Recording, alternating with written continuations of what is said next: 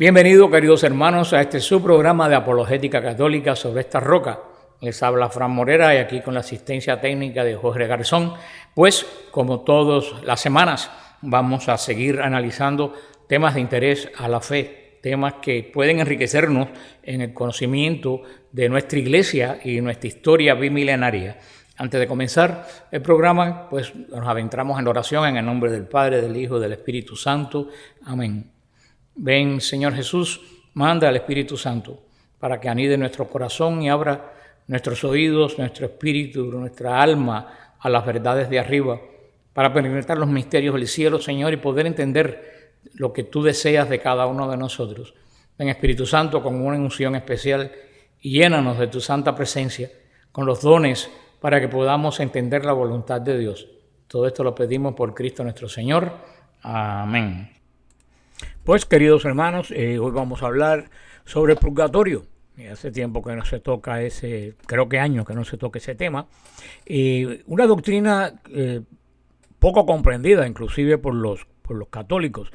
Algunas personas de otras iglesias o sectas creen que el purgatorio es una segunda oportunidad, y no hay segunda oportunidad. Cuando dice San Pablo, el hombre muere una vez y después viene el juicio, el infierno, la gloria. Cuando tú mueres, que entras en la eternidad, quiere decir en el no tiempo, ya tú te quedas tal como la muerte te encontró. Si te encuentras amigo de Dios, en el reino de Dios. Si te encuentras totalmente alejado de Dios, pues ya tú sabes, a la condenación. O sea, nunca se ha dicho que el purgatorio sea una segunda oportunidad. Entonces, ¿qué cosa es el purgatorio? El purgatorio es definitivamente un lugar de purificación, donde van las personas que ya son salvos, las personas que han llevado una vida de justicia y tienen la fe en Jesucristo, se han arrepentido de sus pecados, pues tienen, si se da la condición que vamos a explicar ahora, tienen que pasar por este proceso de purificación, que la iglesia llamó, porque no tenía otro nombre, purgatorio, pero es un proceso de purificación. Por eso lo he repetido varias veces, para que quede bien claro entre nosotros. Tenemos que, para poder entender este proceso, tenemos que tener algo muy en cuenta. Cuando uno peca, siempre causa daños a un tercero. Aunque uno no lo quiera, siempre el pecado causa daño. Si no lo causa a un tercero, lo causa a la iglesia, el cuerpo místico de Cristo. Muchas veces estos daños son muy serios y dolorosos, y siempre que uno se arrepiente, el Señor perdona, pero este perdón lleva condicionado la retribución. ¿Qué es la retribución? Es restituir y subsanar el daño causado. Por ejemplo, un político se roba $100,000, ¿no? Y después pues se arrepiente y se confiesa, si es católico y de verdad está arrepentido de corazón y recibe la absolución, está perdonado de sus pecados. Pero entonces coge y se va a Hawái con los $100,000 y se está 20 días viviendo como un rey. Eso no es un verdadero arrepentimiento. Si venimos a la raíz del asunto, lo que esa persona tenía que haber hecho cuando se confesó, se arrepintió, devolver los $100,000 o pesos que se había hurtado. Eso es lo que es la retribución que va siempre con el pecado. Uno siempre debe retribuir en lo posible que uno pueda el daño que ha causado. Si has hablado mal de una persona, aunque muchas veces es muy difícil recoger lo dicho, pues tú debes decirle a esa persona con quien hablaste que te equivocaste, que eso que dijiste no era así. Eso es retribución. O sea que cada pecado conlleva un tipo de retribución. Por supuesto, hay pecados de los que uno se arrepiente de corazón, que no se pueden retribuir por la índole del pecado. Por ejemplo, un extremo es: tú matas a alguien, por mucho que te arrepientas, tú no puedes volver a dar la vida a esa persona, ni calmar el sufrimiento de estos familiares, pues para esto, para estos pecados perdonados con el arrepentimiento de uno, el sacramento de la confesión, pero que han causado daños a terceros que no han sido retribuidos, una de las causas, pues es donde se va al purgatorio a ser purificado, porque nada manchado llega al cielo. Y el perdón viene de la sangre de Jesucristo, de la cruz viene el perdón de los pecados, pero también la justicia de Dios pues exige esta reparación personal del daño que has causado. Esto es lo que es la retribución, y para eso existe este lugar de purificación que se lo debemos a la santidad de Dios. Y yo creo que la misma alma está deseosa de esta purificación. Ahora tenemos que ver, nos dicen que la palabra purgatorio no está en la Biblia. Pues a esta persona yo le diría que la palabra rapto, en la que ellos creen, tampoco está en la Biblia. Y para más confusión le diría que la palabra Biblia no está en la Biblia. Como no está la palabra Trinidad, en la cual casi todos los cristianos creemos. O sea, hay cosas que no están en la Biblia con su nombre, pero está implicada en ellos, como la Santísima Trinidad, por ejemplo. Pero sí, hay base que nos habla del purgatorio. Veamos el Evangelio de San Lucas, capítulo 12, versículos 58 y 59. Y dice así: cuando vayas pues con tu adversario al magistrado, procura en el camino desembarazarte de él, no sea que te entregue al juez, y el juez te ponga en manos del alguacil, y el alguacil te arroje a la cárcel. Te digo que no saldrás hasta que hayas pagado hasta el último ochavo. Jesús está hablando de las señales de los tiempos y del reino de Dios. Y nos dice clarísimamente que tengamos cuidado de no ponerte en paz con el adversario, arreglarlo. Entonces lo podemos interpretar también como estos pecados no retribuidos. Porque dice que si no lo haces, vas a ser arrojado a la cárcel. Estábamos hablando del mundo espiritual. Y no saldrás hasta pagar lo último que debes. O sea, del infierno no se sale. Entonces Jesús no puede estar hablando del infierno. Y en el cielo no pagamos absolutamente nada. O sea, aquí nos habla bien claro el Señor Jesús que hay un lugar donde uno va a pasar una cierta purificación de algo que ha hecho, no retribuido. También en San Mateo 18 del 21 al 35 dice así: entonces se le acercó Pedro y le preguntó: Señor, ¿cuántas veces he de perdonar las ofensas de mi hermano? ¿Hasta 7 veces? Jesús le contestó: no te digo 7, sino 77 veces. Porque esto se asemeja al reino de los cielos, a un rey que quiso tomar cuentas a sus siervos. Al comenzar a tomarlas, se le presentó uno que le debía 10,000 talentos. Como no tenía con qué pagar, mandó el Señor que fuese vendido él, su mujer y sus hijos y todo cuanto tenía, y saldar la cuenta. Entonces el siervo, cayendo de enojos, dijo: Señor, dame, espera, y te lo pagaré todo. Compadecido el señor del siervo aquel, le despidió, perdonó la deuda y lo puso en libertad.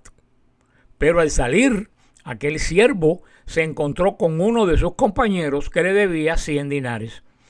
Y agarrándolo intentaba ahogarlo, al tiempo que decía: paga lo que debes. De enojo le suplicaba a su compañero diciendo: concédeme un plazo y te pagaré. Pero él se negó y lo hizo encerrar en prisión hasta que pagara la deuda.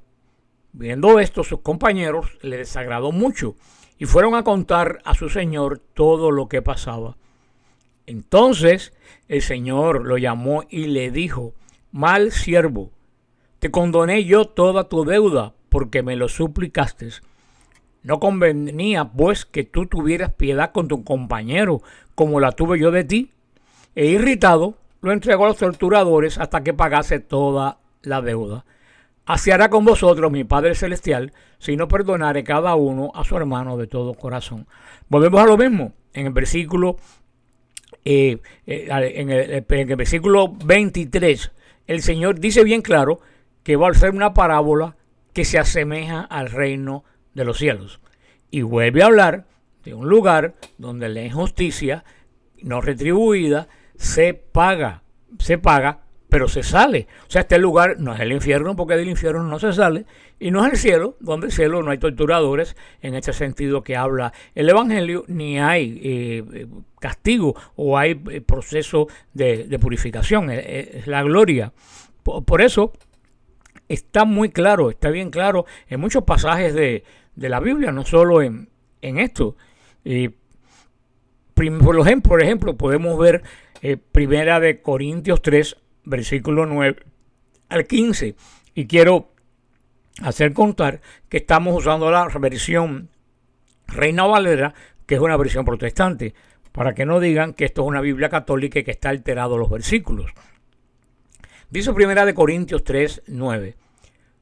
Porque nosotros somos colaboradores de Dios, y vosotros sois labranza de Dios, edificio de Dios, conforme a la gracia de Dios que me ha sido dada. Yo, como perito arquitecto, puse el fundamento, y otro edifica encima. Pero cada uno mire cómo sobreedifica, porque nadie puede poner otro fundamento que el que está puesto, el cual es Jesucristo. Y si sobre este fundamento alguno edificare oro, plata, piedras preciosas, madero, heno, hojarascas, la obra de cada uno se hará manifiesta, porque el día la declarará, pues por el fuego será revelada, y la obra de cada uno, cual sea, el fuego la probará.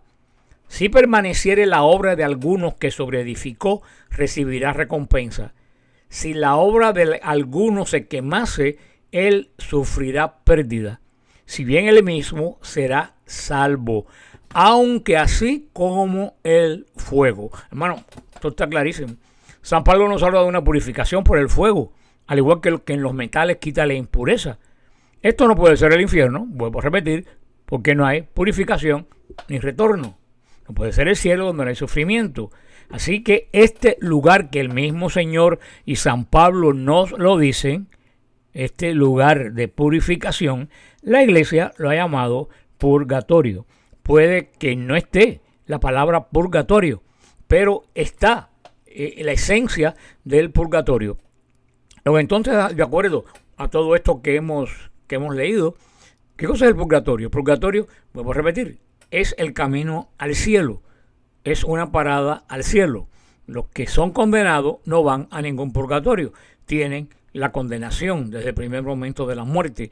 Ahora, una persona salva, que ha ganado su salvación, que ha sido salvo por la obra vicaria de Cristo en la cruz y su vida de adaptación al Evangelio, esa persona, si tiene algo que purificar, que ha sido perdonado ya, ahora, como nada impuro entra al cielo, como nos dice San Pablo, y como nos dice el mismo Señor, pasa un proceso donde esta persona espiritualmente no sabemos cómo se purifica, y de ahí pasa a la gloria. Esto es lo que es el concepto del purgatorio que la Iglesia Católica cree y es dogma, o sea que esto no está puesto a que si lo acepto o no lo acepto. Un católico que no lo acepta se queda fuera de la Iglesia porque está negando un dogma de la Iglesia. Por eso es que nosotros los católicos oramos por los difuntos. La misa tiene un valor infinito, pues es Cristo, sumo y eterno sacerdote que se ofrece al Padre. Esta intercesión de Cristo, este sacrificio incruento de Cristo en la cruz que aún no ha terminado, nosotros la aplicamos, al igual que las oraciones, para que el Señor, por los méritos de su sangre, libere esta alma del purgatorio y la lleve al cielo. Porque las personas que están en el purgatorio no pueden hacer nada por sí mismas. Dependen de la misericordia de Dios y dependen de nuestras oraciones. ¿Qué mejor oración que el sacrificio de Cristo en la cruz aplicado por esta persona que murió. Por eso es que nosotros los católicos encargamos misa de difuntos. Ya hace mucho tiempo, cada vez que yo voy a un funeral en la iglesia, yo digo que es una misa de canonización. Porque siempre se dice, oh, ya está en el cielo. No, hermano, esa persona se acaba de morir. ¿Qué tú sabes de la vida de esa persona? ¿Qué tú sabes si está condenado? ¿Qué tú sabes si tiene que purificar algo? Yo creo que la inmensa mayoría de nosotros tenemos que purificar algo. Por eso muchas veces cuando decimos ya está en el cielo, estamos dando una certeza que no necesita nuestras oraciones, porque en el cielo no hacen falta las oraciones. Yo creo que con esto se ha ido perdiendo un poco el sentido de por qué oramos por los difuntos. Y esto es muy importante, porque ellos dependen de nuestra oración y al mismo tiempo ellos pueden orar por nosotros porque son parte de la iglesia y ellos agradecen esta oración. También la tradición de la iglesia, que se remonta a los primeros años del cristianismo, ya habla del purgatorio y de la conveniencia de orar por los difuntos. El mismo San Agustín en el siglo IV nos lo recomienda cuando dice: una flor sobre la tumba se marchita, una lágrima sobre sus recuerdos se evapora, o una oración por su alma la recibe Dios. Si está en el seno de Dios no le hace falta la oración. Entonces San Agustín está diciendo que tenemos que orar por su alma, es que esa alma necesita esa oración de nosotros para llegar al cielo. Cuenta San Agustín que su madre Santa Mónica lo único que le pidió al morir fue esto: no se olviden de ofrecer oraciones por mi alma.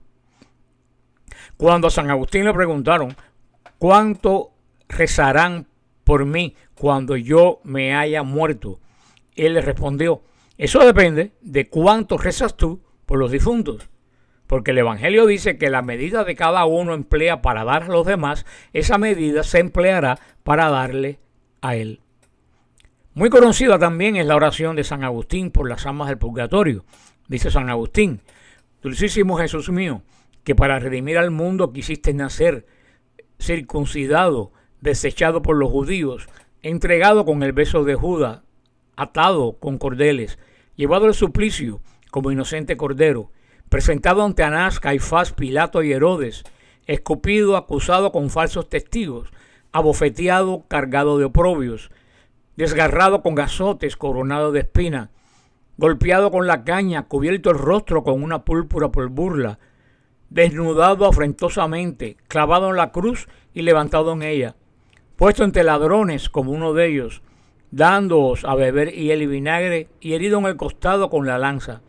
Librad, Señor, por tantos y tan acervísimos dolores como habéis padecido por nosotros, a las almas del purgatorio de las penas que están, llevarlas a descansar a vuestra santísima gloria, y salvarlos por los méritos de vuestra sagrada pasión y por vuestra muerte en la cruz, de las penas del infierno, para que seamos dignos de entrar en la presencia de aquel reino donde llevasteis al buen ladrón, que fue crucificado con vos, que vivís y reináis con el Padre y el Espíritu Santo por los siglos de los siglos. Amén. Esto es una oración antiquísima. Otra explicación de San Agustín, que habla del purgatorio, fue esta. Dice: algunos pecadores no son perdonados, ni en este mundo ni en el próximo. Que a algunos pecadores no se les perdonan sus faltas, ya sea en este mundo o en el próximo, no se podría decir con certeza, a no ser que hubieran otros pecadores, quienes, aunque no se les perdone en esta vida, sí son perdonados en el mundo por venir. Muy similar es la carta de San Gregorio Magno, padre de la Iglesia. Dice: si Jesucristo dijo que hay faltas que no serán perdonadas ni en este mundo ni en el otro, es señal de que hay faltas que sí son perdonadas en el otro mundo. Para que Dios perdone a los difuntos las faltas veniales que tenían sin perdonar en el momento de su muerte. Para eso ofrecemos misas, oraciones y limosnas por su eterno descanso. Definitivamente hay muchas referencias en el relato de la pasión de Santa Tecla y Santa Felicidad, escrito en el año 202, se habla del purgatorio. Clemente de Alejandría en el siglo III también lo hace, y en su explicación de qué consiste el purgatorio en su obra Stromata. E incluso antes de la fecha, en los años 60, leemos en este libro apócrifo de Hechos de Pablo una petición de intercesión para una cristiana fallecida fuera trasladada al lugar de los justos.